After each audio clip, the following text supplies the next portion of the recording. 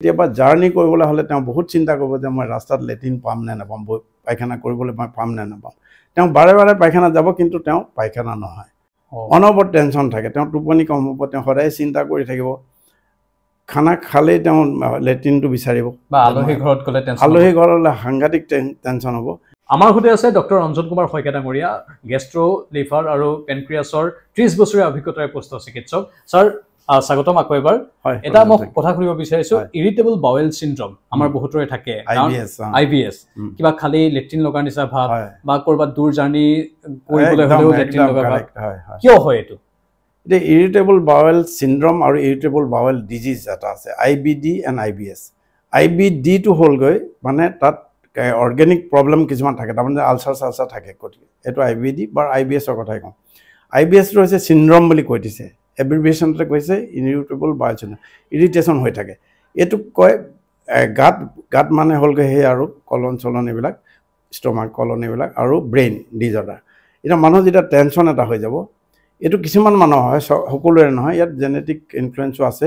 তো ইয়াত লক্ষণবিলাক কি হয় মই কৈ আছোঁ। লক্ষণবিলাক হৈছে মানে তেওঁ খানা খোৱাৰ পিছত পায়খানা লাগিব, আৰু পেট জ্বলি থাকিব, অলপ ওজন 2-3 কিলো কমিব, আকৌ বাঢ়িব, আকৌ কমিব, এনেকৈ থাকিব। আৰু কেতিয়াবা জাৰ্নি কৰিবলৈ হ'লে তেওঁ বহুত চিন্তা কৰিব যে মই ৰাস্তাত লেট্ৰিন পাম নে নাপাম, পায়খানা কৰিবলৈ মই পাম নে নাপাম।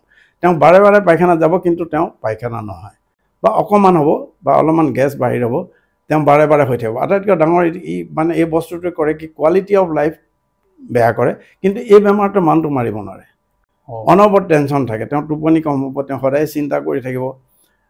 খানা খালেই তেওঁ লেট্ৰিনটো বিচাৰিব, বা আলহী ঘৰত গ'লে আলহী ঘৰলৈ সাংঘাতিক টেনশ্যন হ'ব। তো ইয়াত কি হয়, পেটত যেতিয়া মানে বেয়া বস্তু পৰে, কিয় হয় কৈ, যেনেকৈ আমি সাধাৰণতে জাংক ফুড খাবলৈ মানা কৰোঁ, আমি স্পাইচি ফুড খাবলৈ মানা কৰোঁ।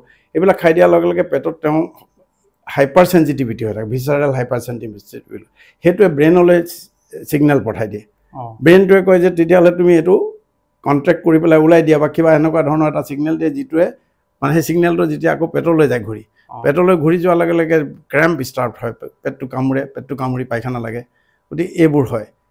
আৰু যদি তেওঁ সেইটো চিন্তাৰ কাৰণে এইটো খানাৰ যদি পেটত পৰিলে ব্ৰেইনে এইটো দিয়ে, কেতিয়াবা ব্ৰেইন বহুত ষ্ট্ৰেছ হৈ গৈছে, কিবা ঘৰুৱা প্ৰব্লেম অন্যান্য কথাত ষ্ট্ৰেছ হৈ গ'লেও তেওঁ আকৌ সেই ব্ৰেইনে একেধৰণৰ ছিগনেলে দিয়ে যে তেওঁ পায়খানা লাগিব, পেচাব কৰিব লাগিব, এনেকুৱা ইউজুৱেলি পায়খানাৰ কথা হয়।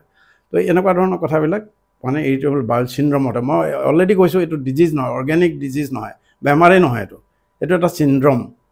যেনেকৈ আমাৰ গাটো কোনোবা হেৰি হ'লে বিষাইছে, কেতিয়াবা জ্বৰ কেতিয়াবা আহিছে, এইবোৰ চিনড্ৰমে, একচুৱেলি চিমটমছ বুলি কয় সেইটো সাধাৰণতে। তো সেইটোত মানে সেইবিলাকহে হয়, এইবিলাক বেমাৰ চিন্তা কৰিব নালাগে, এই মানুহটো মাৰিব নোৱাৰে। কিন্তু ইৰিটেবল বাৱেল যদি ডিজিজ হয়, ডিজিজ হ'লেতো তেওঁ বেলেগ হ'ব, সেইটো তেওঁ আলচাৰ হ'ব পাৰে, সেইটোৰ ট্ৰিটমেণ্ট বেলেগ। ধন্যবাদ জনাইছোঁ। থেংক ইউ, ধন্যবাদ।